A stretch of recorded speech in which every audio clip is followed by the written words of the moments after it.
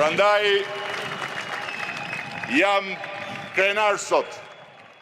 në këtë përvjetor përballë të gjithëve ju. Qoftë përballë atyre që më besuan kur mora drejtimin e kësaj partie të madhe, qoftë përballë atyre që ishin në drejtën e tyre të mos më besonin, si njeriu në dur në krye të kësaj familje politike, dhe qoftë përballë atyre që kishin të drejtën e tyre të më luftonin si njerëz të së njëjtës familje.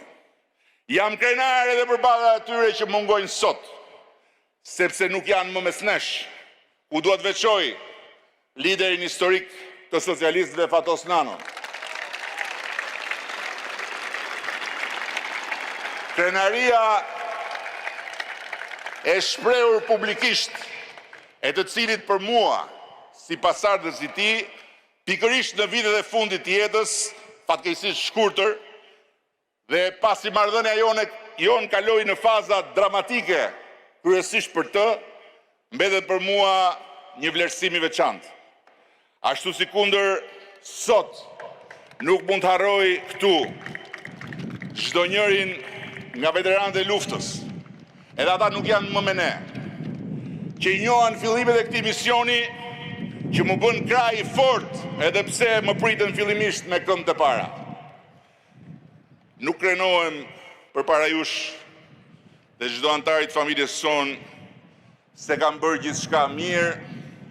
se kam qenë i pagabushëm, apo se nuk i kam hyrë në akt askujt. Jo,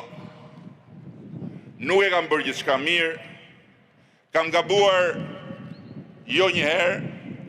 dhe edhe pse kur nuk kam dashur t'i hyj në akt askujt, ka shumë të ngjarë që ta kem bërë pa qëllim, ose nga që mund të kem bërë në një vlerësim gabuar. Por unë krenohem, sepse i kam dhënë dhe do t'i jap Partisë Socialiste pa kursim gjithçka që kërkohet nga një lider.